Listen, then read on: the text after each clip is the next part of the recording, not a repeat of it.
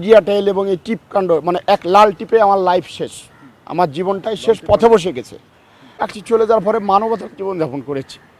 আমার ছোট একটা বাচ্চা ছিল, আমি খুব কষ্টের মধ্যে দিয়ে আমার বাচ্চাটা মানুষ করেছি। দুধ কিনতেও আমার কষ্ট হয়েছে। ইভেন আমি রিক্সাও চালাইছি এবং রাজমিস্ত্রির কাজও করেছি এই 3 বছর পরে। আসলে ঘটনা 2 রোজা 2/4/2022 সালের ঘটনা। আমার বাসা ছিল আগারগা। আমি বাসা থেকে আসার পথে সিজন পয়েন্ট, শনিবার নিয়োগ পরীক্ষা থাকায় খুব জ্যাম থাকে, আমি সিজন পয়েন্টের রোড দিয়ে উল্টা যাওয়ার চেষ্টা করি এবং এর আগে আমি উল্টা যাওয়ার জন্য দেশবাসীর কাছে ক্ষমা চেয়েছি।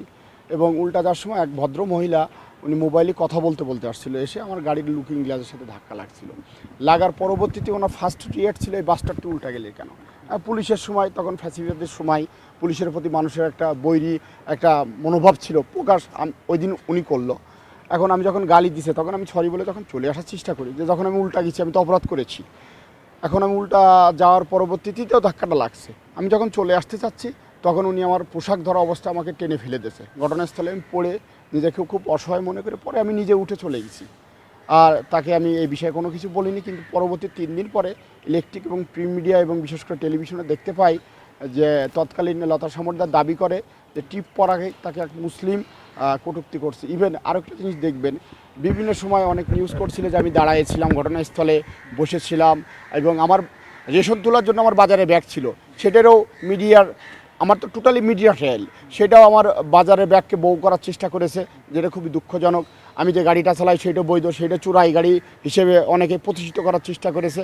তা আসলে সেদিনের বিষয় আমার প্রতি বিগত ফ্যাসিস্টের আমলে সম্পূর্ণ বৈষম্য সৃষ্টি করা হয়েছে এবং দাড়ি টুপি থাকার কারণে যেন আমি বিশেষভাবে নিগৃহীত নির্যাতনের শিকার। এবং তৎকালীন ওই বিগত সরকারের আমল থেকেই আমি দাড়ি টুপি রাখলেই একজন নামাজ পড়তে পারে, আল্লাহর ভয়ে দাড়ি রাখতে পারে, নবীর সুন্নাত।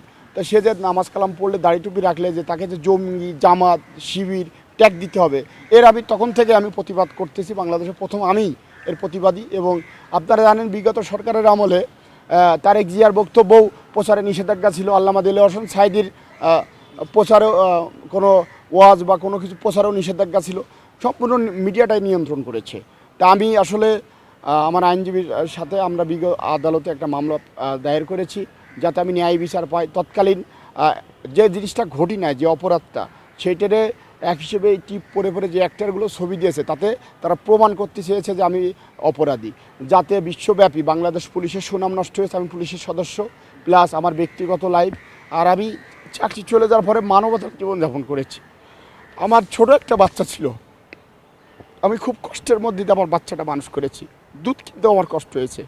ইভেন আমি রিক্সাও চালাইছি এবং রাজমিস্ত্রির কাজও করেছি এই 3 বছর পরে। পরবর্তীতে আসলে এই বিগত সরকারের সময় তো আমি মামলা করার সুযোগ পাই নাই এবং ছাত্র এই বৈষম্য আন্দোলনের ফসলের বিধায় আমি ডাক্তার ইউনূস স্যারকে ধন্যবাদ দিতে চাই। এবং ডাক্তার ইউনূস স্যারের কাছে আমার জোর দাবি যে স্যার, আমি আপনার সাথে সরাসরি দেখা করে আমার কিছু কথা আছে যেগুলো আমি আপনাকে বলতে চাই।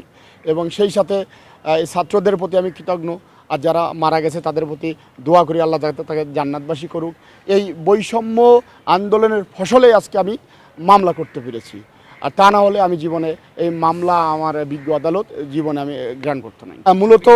মূলত আমাকে ট্যাগ দিতে চেয়েছে এবং বিশ্বব্যাপীকে মানে যে জিনিসটা প্রতিষ্ঠিত করতে চেয়েছে যে বাংলাদেশ মুসলিমরা উগ্র, জঙ্গি, হ্যাঁ, এইভাবে আমাকে বহির্বিশ্বে, শুধু আমাকে না, দাড়ি টুপি তো সহ, প্লাস বিশ্বে মুসলমানের ছোট তাচ্ছিল্য করে দেখার চেষ্টা করেছে। তো দাড়ি টুপির জন্য চাকরি চলে গেছে এবং আমি যে পরবর্তীতে মামলা করেছি, আমি সুবিচার চাচ্ছি এবং আমি চাকরি ফেরতের জন্য আইজি স্যারের কাছে আবেদন আছে, প্লাস প্রশাসন ট্রাইব্যুনালেও মামলা করা আছে। আমার বিশ্বাস ইনশাল্লাহ আল্লাহ যদি রিজিকের ফয়সালা করে অবশ্যই আমি ন্যায় বিচার পাবো বিদায় আশা করি। আসলে টিপ কাণ্ডটার বিষয় তো কোনো কিছু না, কারণ কি লতা সমর্দার আমাকে ফেলে দিয়েছে, রাষ্ট্রীয় কর্মচারীকে ফেলে দেওয়া গুরুতর অপরাধ। জি, এখন আমাকে ফেলে দিয়ে যে অপরাধ করেছে সেটাকে আড়াল করার জন্য, কারণ উনি মিডিয়াম থিয়েটারের শিক্ষক, উনি সুপরিকল্পিতভাবে এই মিডিয়া টেল এবং এই টিপ কাণ্ড মানে এক লাল টিপে আমার লাইফ শেষ, আমার জীবনটাই শেষ পথে বসে গেছে।